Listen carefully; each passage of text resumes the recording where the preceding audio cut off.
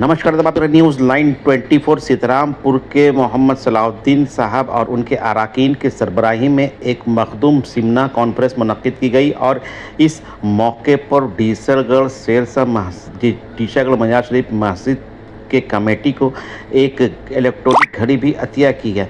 इस मौके पर काफ़ी तादाद में उलमाए कराम और दीगर शोराए कराम और नातखा मौजूद थे। आइए तफसील रिपोर्ट के लिए आपको इस प्रोग्राम में लेके चलता हूँ।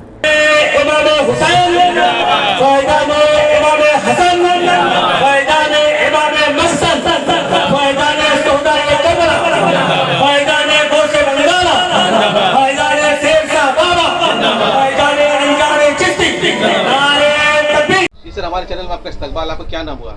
मोहम्मद सलाउद्दीन खान अशरफी। आज आप लोगों ने क्या किया?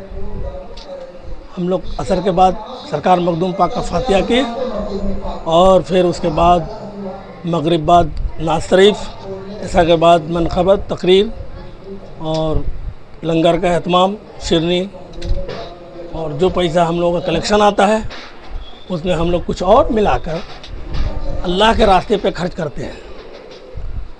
किस तरीके का होता, क्या करते हैं, कैसे खर्च करते हैं आप? जिस मस्जिद में हम लोग को समझ में आता है कि यहाँ इस चीज़ की ज़रूरत है, हम लोग वहाँ देते हैं। आज किस मस्जिद का आप लोग दिया? टीसरगढ़ शेरशाह बाबा की मस्जिद में हम लोग घड़ी अगला साल ही हम लोगों के पास उन लोगों ने बोला था। अतीकुर रहमान साहब किबला इस प्रोग्राम में आए थे। उन्होंने कहा कि हमारा शेर बाबा मस्जिद में आप काम कीजिए, तो हम लोगों ने उस वक्त ही उनसे वादा किया था। ये है कि आप लोगों ने वादा को पूरा किया, आज घड़ी दिए। ये जो घड़ी देते हैं उसकी लागत कितनी होती है? 36,500 रुपया इसकी लागत है। और कहाँ से मंगाते हैं? बम्बई से। अच्छा, आपके मन में कब आया कि इसके सिवा काम करना चाहिए? देखिए, मखदूम पाक अल्लाह के वली है। परेशान लोग वहाँ जाते हैं। समझ लीजिए वो बहुत बड़ा अस्पताल है, वो लोग इसको अस्पताल की तरह इस्तेमाल करते हैं। लेकिन आपको जब वहाँ से फैज़ मिल जाता है तो आप खर्च कहाँ करेंगे बताइए? आपका दवा का पैसा अगर बच जाता है तो आप खर्च कहाँ करेंगे? खुदा के रास्ते में खर्च करेंगे। खुदा का घर कहाँ है? कौम को पता तो चलेगा कि मखदूम पाक के दरबार में फैज़ मिलता है। सबसे बड़ा मसला ये है कि कौम को मालूम नहीं कि मखदूम पाक के दरबार में होता क्या है। इसलिए हम लोगों ने ये मिशन उठाया है कि अगले बार हम लोग पुराना सीतारामपुर, नाम अभी हम नहीं बता रहे हैं, लेकिन हम लोग के जहन में है। वहाँ के कमेटी लोगों ने हमको कहा, कुल्टी के भी कुछ लोगों ने हमसे कहा कि कुल्टी की मस्जिद में भी आप काम करें। हमने ठीक है, आप जुड़िए हमसे। नहीं, ये तो खैर सही बात है कि मखदूम पाक की अगर बात की जाए तो वहाँ से बहुत सारे लोग रूहानी फैज़ भी हासिल करते हैं और उनकी जो करामात हम लोग देखते भी हैं। ये कि आपके टीम में और कौन कौन लोग हैं, कैसे कर लेते हैं ये काम? हमारे टीम मत बोलिए, ये रूहानी रिश्ता बोलिए। टीम अलग चीज़ होता है, ये रूहानी रिश्ता है। ना इसमें खून का कोई रिश्ता होता है, ना भाई बहन का कोई रिश्ता होता है। ये रूहानी रिश्ता है जो अहले बैत का रिश्ता है। मखदूम पाक के चौखट से जब आपको मोहब्बत होगी तो आपको इमाम हुसैन से मोहब्बत होगी। जब आप इमाम हुसैन से जब मोहब्बत होगी तो आपका दिल मचलेगा कि हम कुछ अल्लाह के राह में कुर्बान करें, है ना? तब आप आमादा हो जाइएगा खर्च करने के लिए।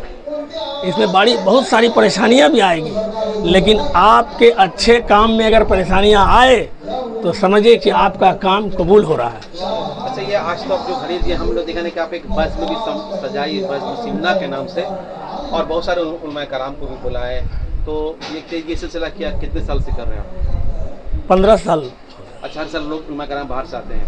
बिल्कुल, ये लोग उलमाए कराम सब वहाँ से मुंसलिक हैं, जुड़े हुए हैं। और ये प्रोग्राम जो आप करते हैं, आप कहाँ से लोग शामिल होते हैं इस प्रोग्राम में?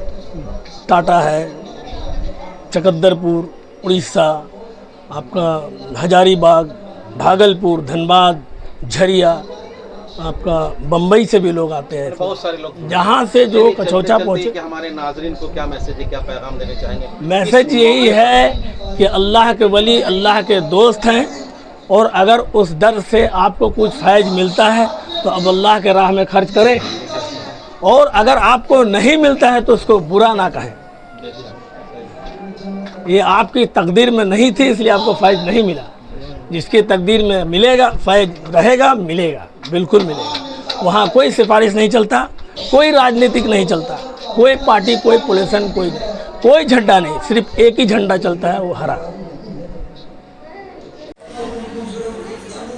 आपने इनकी बातों को सुना और जाहिर सी बात है कि अगर दुनिया की और मजहब इस्लाम की भी बात की जाए तो वली जो होते हैं वो अल्लाह के दोस्त होते हैं और उनके बगैर हम ज़िंदगी का एक पल भी गुजर भी नहीं कर सकते, बसर भी नहीं कर सकते।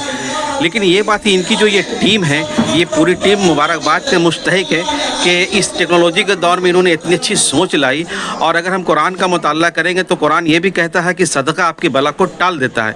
यकीनी तौर पर जो आज इन लोगों ने ये काम किए, न्यूज़ लाइन की पूरी टीम की तरफ से इन लोगों को मुबारकबाद और दुआ है कि अल्लाह ताला इनको इसी तरह सलामत रखें ताकि मुस्तकबिल में जो सदका जारिया कर रहे हैं ये इनका जारी या सारी रहे। कैमरामैन के साथ मैं खुर्शीद, न्यूज़ लाइन 24 आसनसोल।